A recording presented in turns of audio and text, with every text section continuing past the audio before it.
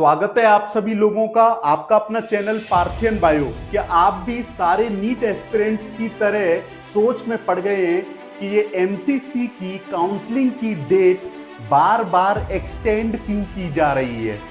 तो एक्सटेंड तो की जा रही है, लेकिन मैं आपको इस रीजन के पीछे 5 बातें बताऊंगा कि ऐसा क्यों किया जा रहा है, क्यों ये बार बार डेट को एक्सटेंड किया जा रहा है। आज 11 अगस्त हो चुकी है और आज के दिन रिजल्ट आ जाना चाहिए था, जबकि अभी तक कुछ भी अता पता नहीं है और इससे बच्चों को बहुत परेशानी हो रही है।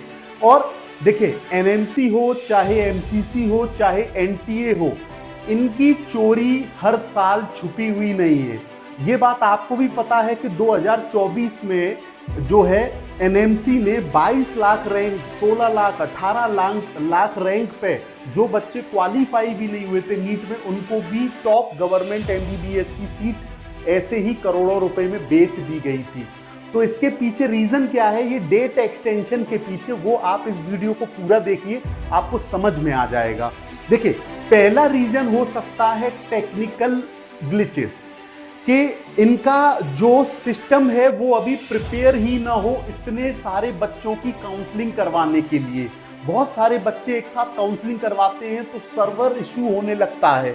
लेकिन मेरा सवाल ये है कि ये पहली बार तो काउंसलिंग करवा नहीं रहे, ये तो सालों से, बहुत टाइम से काउंसलिंग करवाते हुए आ रहे हैं। तो इनको अपना सॉफ्टवेयर तो बहुत अपडेटेड रखना चाहिए, बहुत अच्छा सॉफ्टवेयर इनका होना चाहिए। तो पहला रीजन हो सकता है कि टेक्निकल प्रॉब्लम की वजह से, लेकिन मैं इस पर भरोसा नहीं करता और आप भी मत करिए, ठीक है। दूसरा इनका रीजन हो सकता है कि एडमिनिस्ट्रेटिव और पॉलिटिकल रीजन। अब आप बोलेंगे कि यहां पर राजनीति कैसे आ गई? दोस्तों, यही तो है अपना भारत देश। यहां पर पॉलिटिक्स तो हर जगह पे चलती है, गांव से लेके और बिल्कुल टॉप लेवल तक कोई भी डिपार्टमेंट होगा वहां पे राजनीति जरूर आ जाती है। बहुत सारी पॉलिटिकल पार्टीज, आ रही है बात समझ में, जिनके बड़े बड़े नेताओं के बड़े बड़े प्राइवेट मेडिकल कॉलेज चल रहे हैं, कहीं उनकी सीटें खाली ना रह जाएं, तो उनको अपना भरपूर टाइम मिलना होता है, जिससे वो अपने कॉलेज की मार्केटिंग कर पाएं और अपना सीट अलॉटमेंट फिक्स करवा पाएं। आ रही है बात समझ में? तो और बहुत सारी गाइडलाइंस को वो चेंज करवा पाएं सरकार से, तभी तो ये डेट को एक्सटेंड किया जाता है। तो हो सकता है इसके पीछे पॉलिटिक्स भी अपना गेम खेल रहा हो। अब मुझे नहीं पता कि कौन सा पार्टी ऐसा कर रहा है, वो मेरा डिपार्टमेंट नहीं है, लेकिन एक रीजन ये हो सकता है। अब सुनिए, तीसरा रीजन क्या हो सकता है? ट्रांसपेरेंसी की कमी मींस डेटा मैनिपुलेशन।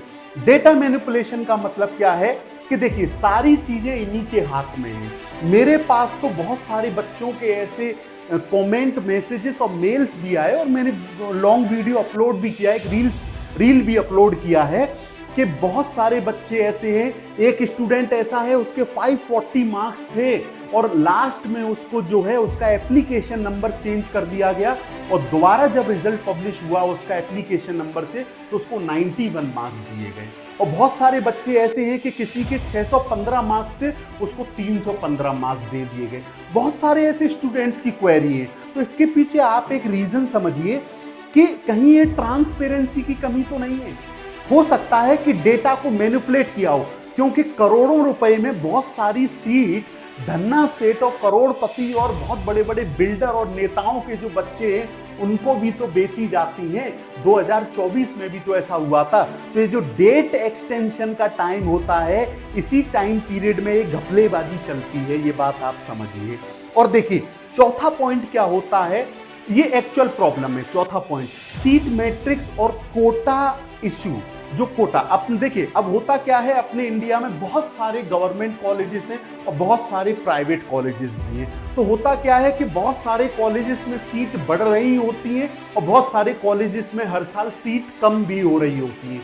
तो ये एक मेन रीजन होता है, पूरे सीट मैट्रिक्स को फिक्स करना एक इशू होता है। लेकिन मेन बात ये है कि ये सारी तैयारियां पहले से क्यों नहीं करते आप? इसके चक्कर में बच्चों को क्यों कंफ्यूज कर रहे हैं? वो बेचारे डरे हुए, है, और जिसको पार्शियल ड्रॉप लेना है वो बेचारा परेशान है, जिसको कंप्लीट ड्रॉप लेना है वो बेचारा परेशान है कि मैं अपनी तैयारी कब से शुरू करूं। अरे काउंसलिंग शुरू हो जाएगी तो कम से कम एक माइंड क्लियरिटी तो आ जाएगी, एक माइंड में क्लैरिटी तो प्रोड्यूस हो जाएगी बच्चे के, लेकिन आपको उससे कोई लेना देना नहीं है। अब देखिए, पांचवा पॉइंट जो सबसे जरूरी है वो है कि एक्सटर्नल लॉबी, वो है एक्सटर्नल लॉबी और प्राइवेट कॉलेजेस का प्रेशर। ये सबसे इंपॉर्टेंट पॉइंट है कि जो प्राइवेट कॉलेजेस होते हैं बड़े बड़े लोगों के, उनको अपनी सारी सीट अलॉटमेंट कंप्लीट करनी होती है।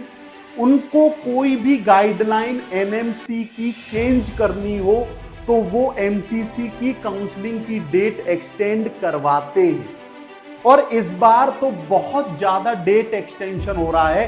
ये 100% आप बात समझ लीजिए कि इसके पीछे जो प्राइवेट कॉलेजेस की लॉबी है वो एमसीसी की काउंसलिंग को डिले करवाने में कोई कसर नहीं छोड़ रही है। ये 5 ऐसे पॉइंट हैं जो आपको समझने चाहिए। बाकी हमारा क्या है, हम तो इंतजार करेंगे, देखते हैं अभी कितनी बार हमें तारीख पे तारीख दी जाएंगी। हमारा जो काम है वो हम करते रहेंगे। बाकी कोई भी जो आगे की अपडेट होगी मैं आपको वीडियो में बताता रहूंगा। चैनल को सब्सक्राइब कर लीजिए, और कोई भी आपको डर है, डाउट है, कंफ्यूजन है, आप मुझे कमेंट में पूछिए। ये पार्थियन बायो वाला 24 घंटे आपके लिए इंतजार में बैठा है। आप अपनी क्वेरी पूछिए, मैं आपका सॉल्यूशन दूंगा। वीडियो आपको अच्छी लगी होगी। Thank you.